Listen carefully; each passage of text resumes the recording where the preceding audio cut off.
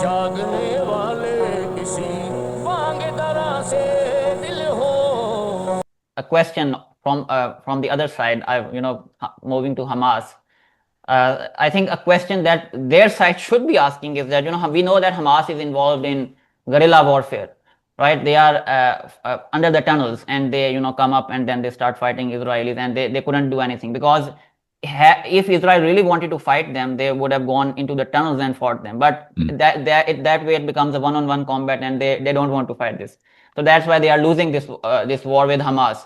What do you make of the tunnel networks of Hamas? This is the question that I haven't seen any Israeli asking, and I think this is the question that they should be asking if they really want to, challenge Hamas. Yeah. Yeah. The tunnel system isn't talked about much in Gaza. And so I have only a fairly superficial sense of it from sort of on the ground sourcing.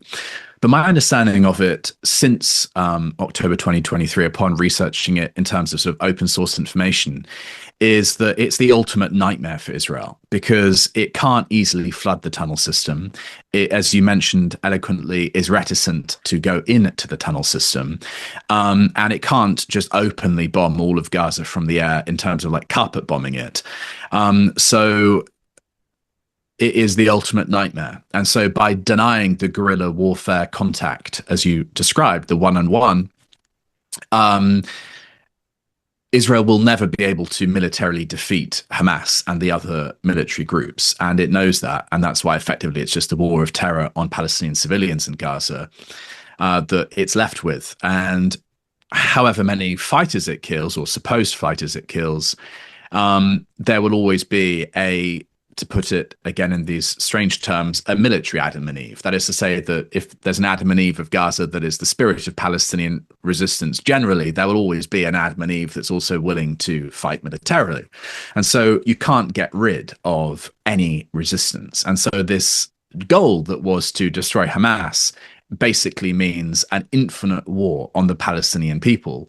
That is to say, in another way, an ongoing infinite program of genocide and extermination. So yes, the tunnel network as a means of laying the groundwork for a military conflict isn't exclusive to the Gaza territory, and it is the ultimate nightmare for a fighting force that's reticent to lose its soldiers. And even in spite of the technological advances, using dogs, all of these sorts of things, there isn't any military easy answer for Israel. And looking at it from that point of view, from the military point of view, the underground tunnel network is almost irrelevant. They will just bomb whatever they want to bomb whenever they want to bomb it. I think that's become fairly clear now for the world. Yeah, and their language is sort of Nazi-like, but there is slightly different because they use the word existential threat. These people are existential threat, but this is sort of different because that when the Nazis use it, they use it like it was against this race. We are fighting against this race, but they are using it like we are after Hamas, but they are killing all the civilians anyway. They're slightly different language, but the purpose is the same. Yeah, I just want to say to that, I think that the language of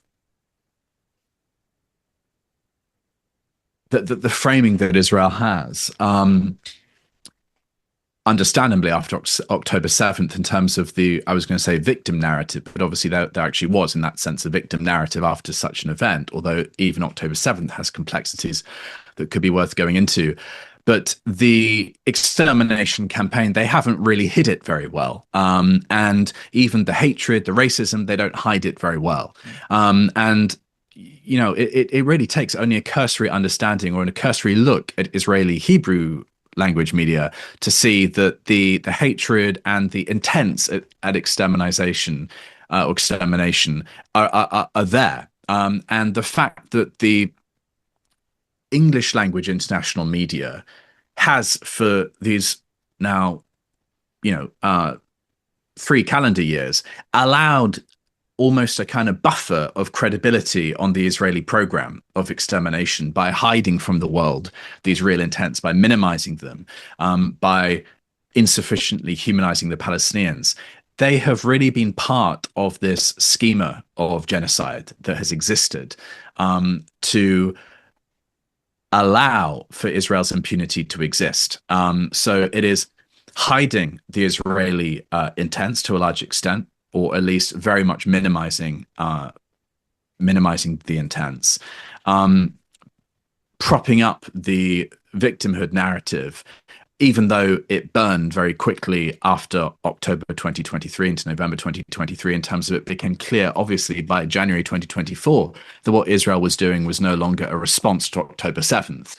And then also completely trashing all of the international objective frameworks to look at the situation by never really underlining sufficiently the international legal basis, the Genocide Convention obligations. It's all been whitewashed. And so the informational sphere that has been present has been like a bad trip for anyone that's watched the conflict.